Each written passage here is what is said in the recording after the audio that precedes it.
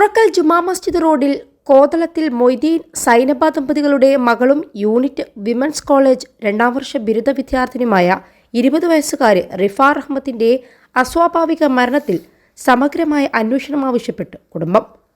ഇക്കഴിഞ്ഞ 23-നാണ് റിഫാർ അഹമ്മദ് ചികിത്സ തേടി മഞ്ചേരി മലബാർ ആശുപത്രിയിൽ ചികിത്സ തേടിയെത്തുന്നത്.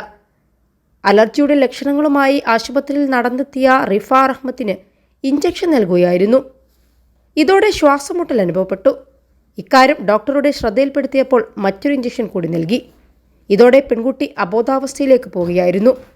സ്ഥിതി മോശമാണെന്ന് കണ്ടതോടെ കുട്ടിയെ കോഴിക്കോട് മിംസ് ആശുപത്രിയിലേക്ക് മാറ്റിയെങ്കിലും ചികിത്സ ഫലിക്കാതെ മരണപ്പെടുകയായിരുന്നു. കുട്ടിയുടെ ആന്തരികാവയവങ്ങളുടെ പ്രവർത്തനങ്ങളെ താറുമാറാക്കും വിധമുള്ള വസ്തു ശരീരത്തിലെത്തിയതായി മിംസ് ആശുപത്രി അധികൃതർ പറയുന്നു.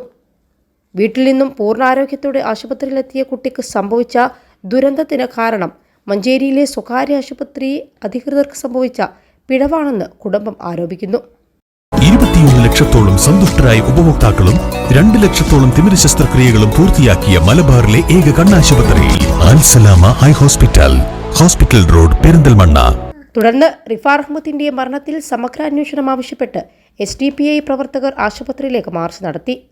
അസുഖത്തിന് ചികിത്സ തേടിയെത്തുന്നവരെ മരണത്തിലേക്ക് തള്ളിവിടുന്ന അറവുശാലയാവുകയാണ് ആശുപത്രിയെന്നും ചൊറിച്ചിലിന് ചികിത്സ തേടിയെത്തിയ റിഫക്ക് മലബാർ ഹോസ്പിറ്റൽ നൽകിയ ചികിത്സ സംബന്ധിച്ച് ഇറക്കിയ കുറിപ്പ്, അത് നൽകിയ രീതി എന്നിവയിലും സമഗ്ര അന്വേഷണം നടക്കണമെന്നും പ്രതിഷേധ മാർച്ച് ഉദ്ഘാടനം ചെയ്ത് മണ്ഡലം പ്രസിഡന്റ് ലത്തീഫ് വല്ലാഞ്ചിറ പറഞ്ഞു.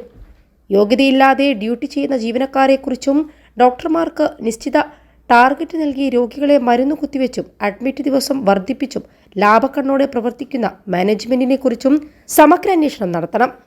റിഫക്ക് നൽകിയ ഇഞ്ചക്ഷൻ ടെസ്റ്റ് ഡോസ് നൽകാതെയാണോ എന്നതും തുടർന്ന് നൽകിയ മരുന്നുകളും ഇഞ്ചക്ഷനുകളിലും കൃത്യമായി ഡോസ് പ്രോട്ടോകോൾ പാലിച്ചിട്ടുണ്ടോ എന്നും അന്വേഷണ പരിധിയിൽ വരണമെന്നും അദ്ദേഹം ആവശ്യപ്പെട്ടു.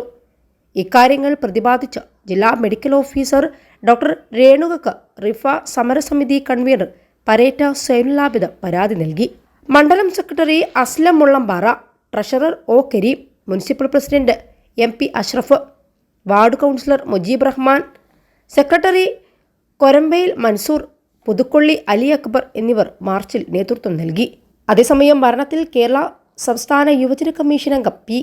ഷബീർ തുറക്കലിലെ വീട് സന്ദർശിച്ച് കുടുംബാംഗങ്ങളുടെ മൊഴിയെടുത്തു.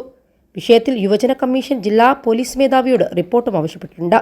സംഭവത്തിൽ സമഗ്രവും ശാസ്ത്രീയവുമായ അന്വേഷണം നടത്തി വസ്തുത പുറത്തുകൊണ്ടുവരികയും ചികിത്സാ പിഴവ് സംബന്ധിച്ച വിശദാംശങ്ങളുടെ അടിസ്ഥാനത്തിൽ കുറ്റക്കാർക്കെതിരെ കർശന നടപടി സ്വീകരിക്കുന്നതിനും സംസ്ഥാന യുവജന കമ്മീഷൻ മുൻകൈയെടുക്കുമെന്നും അംഗം അറിയിച്ചു. രതീഷ് കീഴാറ്റൂർ, ജസീർ കുരിക്കൽ, ബാലകൃഷ്ണൻ പുത്തില്ലൻ, മുഹമ്മദ് അലി ഷിഹാബ്, രോഷിത് കുന്നത്ത്, PK സുജിഷ, സൽമാൻ, ഡോക്ടർ നൌഷാദ് എന്നിവർ ഒപ്പമുണ്ടായിരുന്നു.